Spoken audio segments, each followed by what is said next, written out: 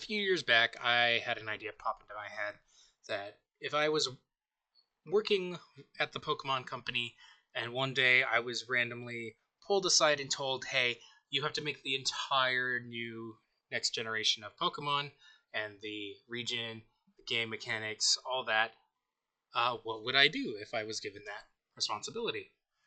And so, over the past few years, I have been developing it mainly just within my head as a fun thing to do to pass the time. I have drawn little designs here and there, but I'm going to try and make them tangible, get those ideas out of my head, get them onto the world, get some feedback.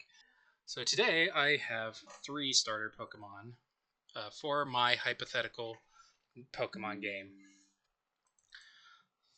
We will, of course, start with the grass starter of the three, which is Solanata. It is a mono grass type. Part of Solanata's name come from the scientific term for potato. This word, I don't remember what it was off the top of my head. And the latter half is the scientific name for salamander, since this is a salamander with a potato on its head. Solanata are solitary creatures, often found usually only one or two at a time. They are pests for farmers, as they often go after their prized vegetables and fruits to use as both a form of defense and their food supply for the next few months. The regular ability Overgrow and the hidden ability Thick-Headed. Thick-Headed is very similar to the ability Fluffy, but instead of raising your defense against physical attacks, it raises them against special attacks. And instead of being weak to fire, it is instead weak to the dark type, as the best way to deal with a thick-headed, burly guy is to trick them in some way, as we all know. I knew when designing this Pokemon it would be a salamander with something to do with potatoes. Um, Overall, I really like that I ended up putting it on its head and making kind of a dinosaur looking fossil on it. There were some other ideas where like I had it springing out of the potato. I tried on like my other ideas for the Pokemon just didn't quite fit right. This one I think did really well and also helps set the theme for the two other Pokemon, or set a like theme the three Pokemon share. For its stats, it's a bit more of a defensive Pokemon, but I think it will do very well. Next up, we have the Fire type starter Volotoso, the name being a mixture of volatile and oso, meaning bear in Spanish. Don't let Volatoso's cute face deceive you, as this Pokemon is one of the most stubborn within the region. Volatoso are deeply loyal to the forest they grew up in, protecting it from stray fires or leftover campsites from rude hikers and picnickers. Once you have gained the trust of it, however, it will freely let you use the heated radiates to cook your food and warm yourself. It has the abilities Blaze, which every fire starter has, and Hot-Headed, which is just Poison Touch, but it leaves opponents with a burn. This Pokemon is a physical attacker with a high defense. Overall, I think it's really cool. The idea came to me when I was cooking some food with my grandparents at their campfire. It had the fire just turned into the shapes of a bear head, and I thought that was really cool. In my original design that I had sketched a while back, I did have like sticks and stones around its collar, but I felt like the sticks were too distracting. So instead, I have the charcoals around its collar. Overall, it's the simplest design out of the three, but I think it works really well, and I can definitely see it just. If only one of these were ever made into a Pokemon, I think this one has the best chance of being made into. Overall, I really like it.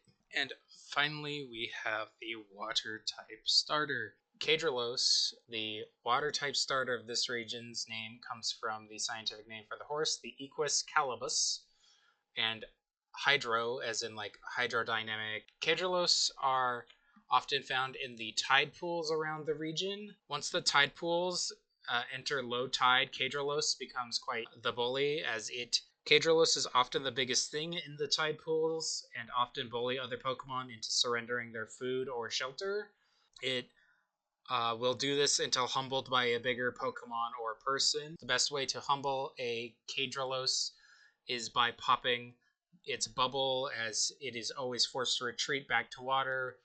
Once doing that, often feeling humiliated but humbled. It has two abilities, Torrent, which all water starters have, and Cool Headed, its hidden ability. Whenever you use a defensive move on this Pokemon, like Protect or one that raises its defensive stats, you will cleanse any status effect it is currently under. That even includes through sleep. Like if you click Protect through sleep, it will wake up on the next turn, or it will be cleared of sleep after the move is used.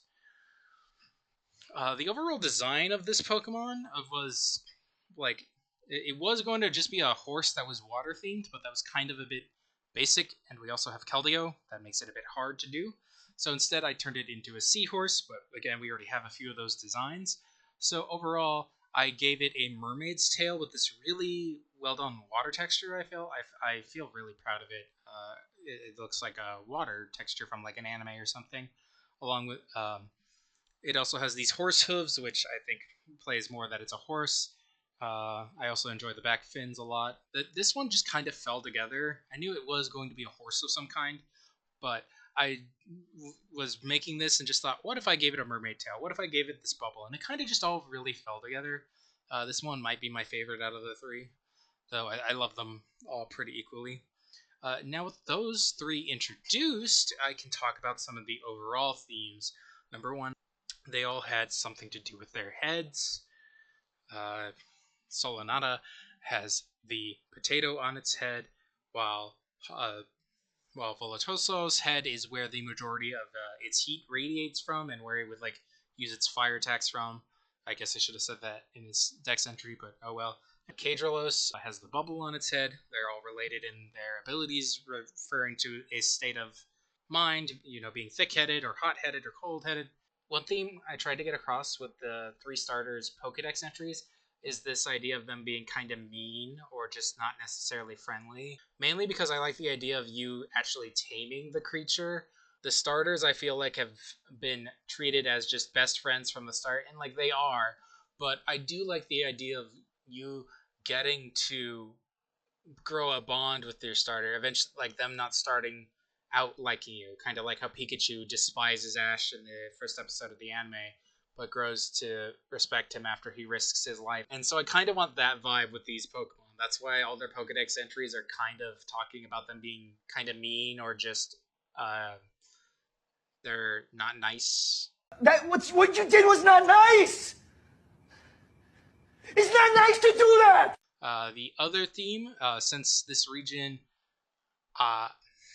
the main idea for this region is that I'm making it kind of for me, but also based off my experiences, the three starter Pokemon are based off the Idaho Giant Salamander, the California Grizzly Bear, and the unicorn of the Scottish national animal. Now, why I chose all these animals was because of my family. We have a lot of heritage in California, Idaho, and Scotland. This whole region is going to be based off my heritage in some way. Very taking symbols of California and Idaho and Scotland and turning them into Pokemon, as well as just turning things I like into Pokemon. So if you are interested in continuing to see what I develop for this region, please leave a like and subscribe. Those are the best ways I know that you're interested in this kind of stuff. And please leave a comment on which one you would pick if this game was ever released. Thanks for watching, and I'll see you next time. Goodbye.